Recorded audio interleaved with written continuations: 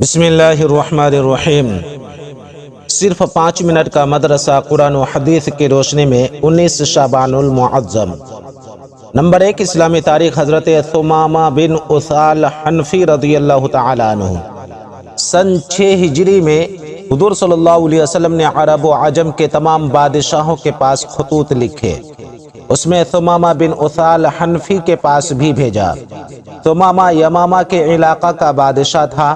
اس نے حضور صلی اللہ علیہ وسلم کے خط پر بڑی ناگواری کا اظہار کیا اور حضور صلی اللہ علیہ وسلم کو نعوذ باللہ قتل کرنے کا ارادہ کیا، لیکن ناکام رہا تو صحابہ رضی اللہ عنہم کے راستے میں گھات لگا کر بیٹھتا اور حملہ کر کے شہید کر دیتا۔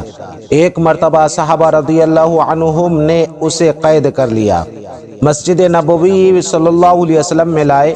تمام صحابہ رضی اللہ تعالی عنہم چاہتے تھے کہ اسے مقتول صحابہ کے خون کے بدلہ میں قتل کر دیا جائے۔ حضور صلی اللہ علیہ وسلم نے صحابہ سے کہا، اپنے قیدیوں کے ساتھ اچھا برتاؤ کرو، اور خود حضور صلی اللہ علیہ وسلم نے بھی کھانا اور دودھ پیش کیا۔ 2 روز کے بعد اس کو رہا کرنے کا حکم دیا۔ ثمامہ بن اثال حنفی رضی اللہ تعالی عنہ مدینہ کے باہر گئے، وہاں غسل کیا اور واپس آ کر حضور صلی اللہ علیہ وسلم کے سامنے کلمہ شہادت پڑھ کر اسلام میں داخل ہو گئے۔ حضرت ثمامہ بن اثال حنفی رضی اللہ تعالی عنہ سب سے پہلے مسلمان ہیں جنہوں نے اسلامی طریقہ پر عمرہ کیا، اور سب سے پہلے آدمی ہیں جو لبیک اللہم لبیک لبیک اللہم لبیک کہتے ہوئے مکہ میں داخل ہوئے۔ ثمامہ رضی اللہ تعالی عنہ نے اطمینان سے عمرہ کیا، کسی کو ان کو روکنے کی ہمت نہ ہوئی۔ حضرت ثمامہ رضی اللہ تعالی عنہ نے مسلمہ کذاب سے جہاد کیا، مختلف جنگیں ہوئیں، پھر 11 ہجری میں ایک جنگ کے موقع پر شہید ہو گئے۔ نمبر 2، اللہ کی قدرت، زمین کے خزانے۔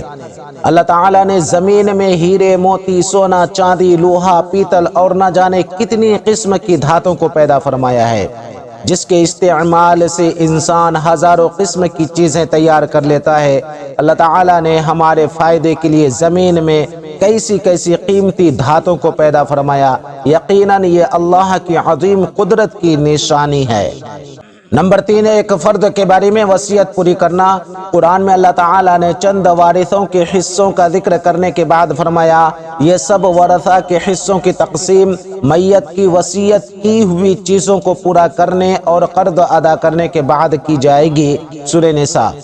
میت نے اگر کسی کے حق میں کچھ وصیت کی ہو تو وارثوں کو ان کا حصہ دینے سے پہلے میت کے چھوڑے ہوئے مال کے 1/3 حصے سے وصیت پوری کرنا واجب ہے۔ نمبر 4، ایک سنت کے بارے میں بچوں سے دل جوئی کرنا۔ رسول اللہ صلی اللہ علیہ وسلم صحابہ کے بچوں سے فرماتے، جو میری طرف دوڑ کر آئے گا تو میں اس کو یہ چیز دوں گا۔ تو بچے آپ صلی اللہ علیہ وسلم کے پاس دوڑ کر آتے، اور کوئی آپ صلی اللہ علیہ وسلم کی پیٹھ پر اور کوئی سینہ پر آ کر گرتا، آپ صلی اللہ علیہ وسلم انہیں بوسہ دیتے اور چمٹا لیتے۔ مسند احمد۔ نمبر 5، ایک اہم عمل کی فضیلت، خالہ کی خدمت کرنا۔ ایک شخص نے رسول اللہ صلی اللہ علیہ وسلم کی خدمت میں حاضر ہو کر عرض کیا، اے اللہ کے رسول صلی اللہ علیہ وسلم، مجھ سے ایک بہت بڑا گناہ ہو گیا ہے، کیا میرے لیے معافی کا کوئی راستہ ہے؟ رسول اللہ صلی اللہ علیہ وسلم نے فرمایا، کیا تیری ماں زندہ ہے؟ اس شخص نے عرض کیا، نہیں۔ رسول اللہ صلی اللہ علیہ وسلم نے فرمایا، کیا تیری کوئی خالہ ہے؟ اس نے کہا، ہاں۔ تو رسول اللہ صلی اللہ علیہ وسلم نے فرمایا، تو ان کے ساتھ بھلائی کا معاملہ کر۔ ترمذی شریف۔ نمبر 6، ایک گناہ کے بارے میں ازار یا پینٹ کو لٹکانے کی وعید۔ رسول اللہ صلی اللہ علیہ وسلم نے فرمایا، جو شخص تکبر کے طور پر اپنے ازار کو ٹخنے سے نیچے لٹکائے گا، اللہ تعالیٰ قیامت کے دن اس کی طرف رحمت کی نظر سے نہیں دیکھے گا۔ بخاری شریف۔ اس میں لنگی، پاجامہ سب داخل ہے۔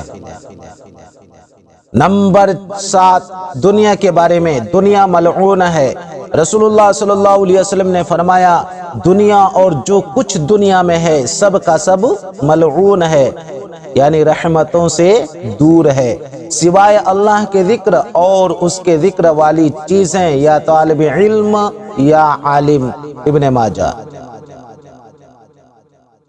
نمبر 8، آخرت کے بارے میں جنت کی حوروں کا بیان۔ قرآن میں اللہ تعالیٰ فرماتا ہے جنت کے باغوں کے محلوں میں نیچی نگاہ رکھنے والی حوریں ہوں گی جن کو اہل جنت سے پہلے نہ کسی انسان نے چھوا ہوگا اور نہ کسی جن نے۔ سورہ رحمان۔ نمبر 9، طب نبوی سے علاج، حلق کے کوے کا علاج۔ رسول اللہ صلی اللہ علیہ وسلم نے فرمایا اپنی اولاد کو ہلاک نہ کرو، جب کسی عورت کے بچہ کو گلے کے کوے کی تکلیف ہو تو عود ہندی کو پانی سے رگڑ کر اس کی ناک میں چڑھائے۔ بخاری شریف۔ کوا گوشت کا لٹکتا ہوا وہ چھوٹا سا ٹکڑا ہے جو آدمی کے شروع حلق میں ہوتا ہے۔ نمبر 10، قرآن کی نصیحت۔ قرآن میں اللہ تعالیٰ فرماتا ہے اے ایمان والو، جو چیزیں اللہ نے تمہارے لیے حلال کی ہیں ان کو اپنے اوپر حرام نہ کیا کرو اور شرعی حدود سے آگے مت بڑھو، بے شک اللہ تعالیٰ حد سے تجاوز کرنے والوں کو پسند نہیں کرتا۔ سورہ مائدہ۔